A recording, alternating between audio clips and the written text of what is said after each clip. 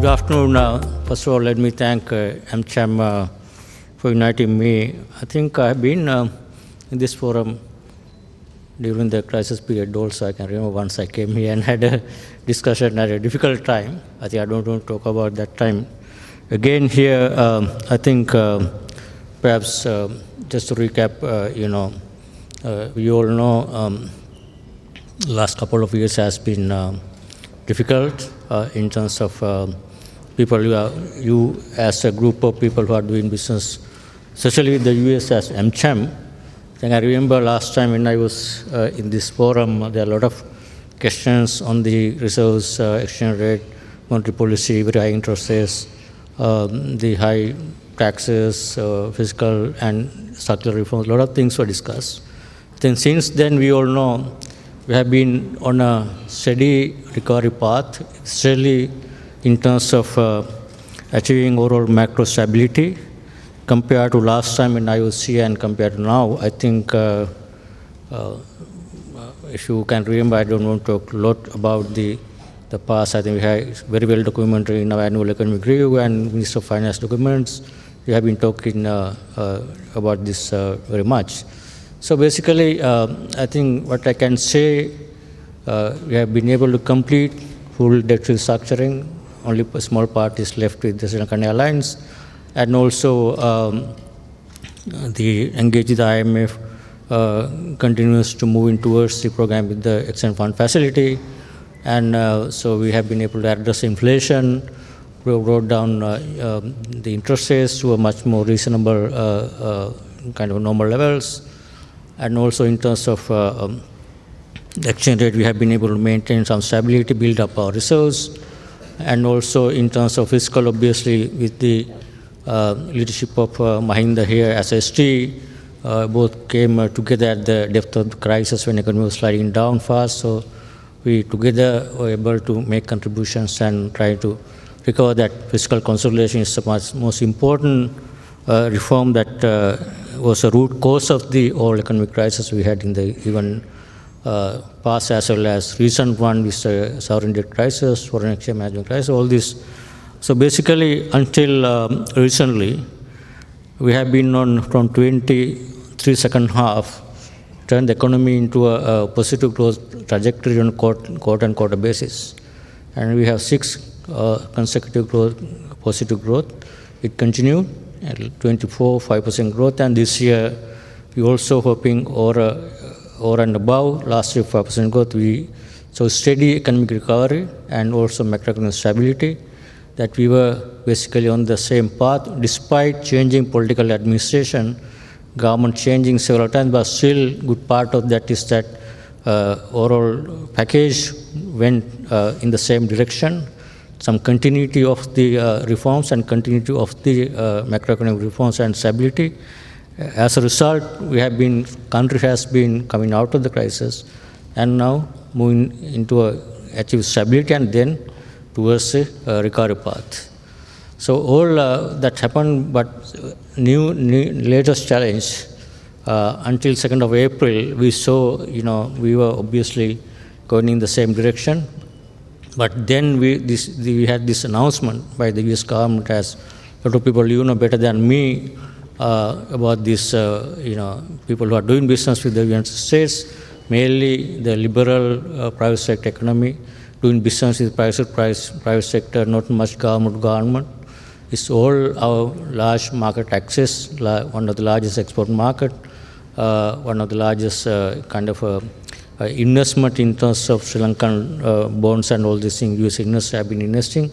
It's a very good collaboration, cooperation, and the positive outcomes we have had.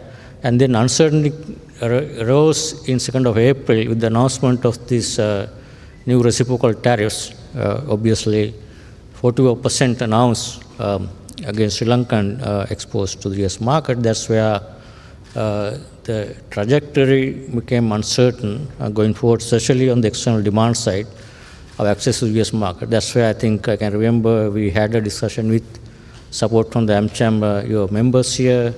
Also at the official level, we had a good discussion with the authorities from the official government, and then your members also have been very active, and also the people who are doing business with the US also have been very active trying to resolve this issue going forward. Obviously, if we had 44%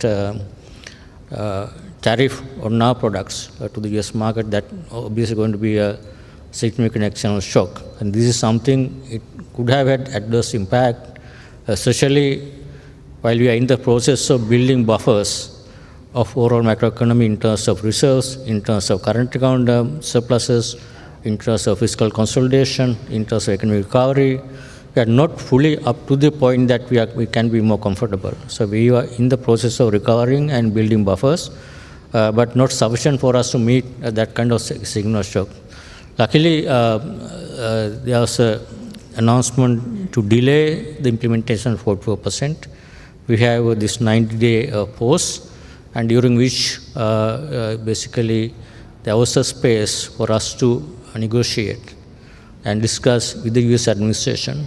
I think government took a very proactive approach. Soon after immediately after the announcement, government president wrote a letter, Secretary of Treasury wrote letters, and asking to engage, and there has been a number of good engagements on both in virtual forms with the USTR, as well as two in-person meetings. This last week we also had a second round of meetings with USTR. I think I can say the discussion are very progressive, positive, and we have made good progress.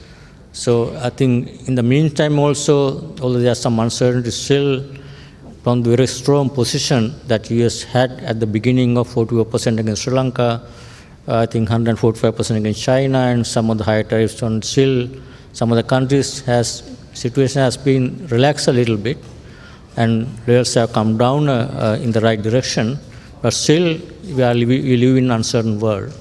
That's why we can't be complacent. We have to work towards achieving, at least for Sri Lanka, there are two impacts. One is there's already, because of the uncertainty of the global trade, even IMF has now revised downwards the global economic outlook. So that's one impact. Basically, we are not going to see same kind of external demand even for our products, even with the same level of tariffs if we are able to negotiate. Because of the global demand, this uncertainty is going to be lower than, at least in near term, would be lower than what we thought earlier. That's one part. So secondly, if we are not being able to negotiate a reasonable deal on a comparative basis with our competitors, that's also going to have a specific impact on external demand for our goods and services to the US market. That's the second part. So we will have to wait and see what is the impact of the second part. We are trying to mitigate and manage that part. But first part is clear. That is where I think one of the reasons why we relaxed monetary policy, reduced 25 basis points monetary policy last year, as last review, is basically in response to little lower external demand already factored in for balance period of this year, as well as inflation that we thought was going to be a lower path than what we expected in earlier monetary policy reviews. So as a result, we have been, because that's good part of that, we have been able to build buffers in terms of monetary policy that we are able to use that. Even going forward, we have some space for us to be able to use that from the monetary policy side. And although we are not fully full kind of sufficient buffers, we have some space there. Both external resources, we have been on the path of building, so we can somehow use part of the resource if we need to be used in case of external shock.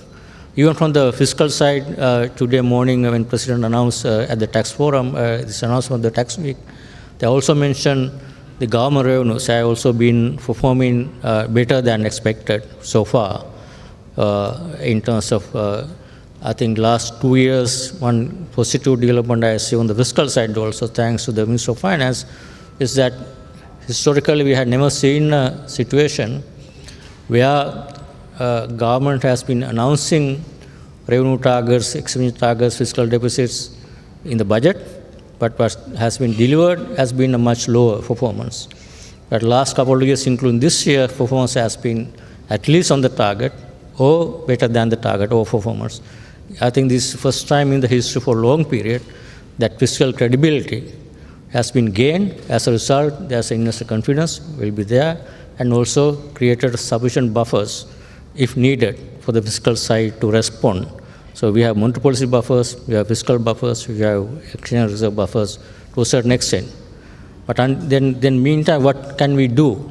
That's a short-term space buffers are there, but in the longer term, there can't be continuous use of buffers to mitigate those shocks. For example, we are saying during the COVID period, countries those had buffers were able to use at least 1 or 2 years to mitigate the risk. But if that continued, then it will be a bigger problem.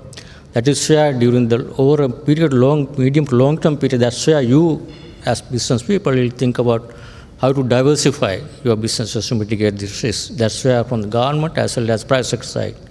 What you need to do basically is short-term government monetary policy, fiscal policy can provide some support. But going forward, it's up to you to diversify the markets, diversify products, to mitigate, basically move into a different value chains and have more access to regional businesses and other markets is the way to go ahead. You can't do it overnight, but this is the way, I think, as far as I can see from the business point of view. Private sector point of view, you also need to prepare, need to work on that, need to have kind of a buffer. One thing is to, even the private sector, create buffers for us to meet in an event of a shock.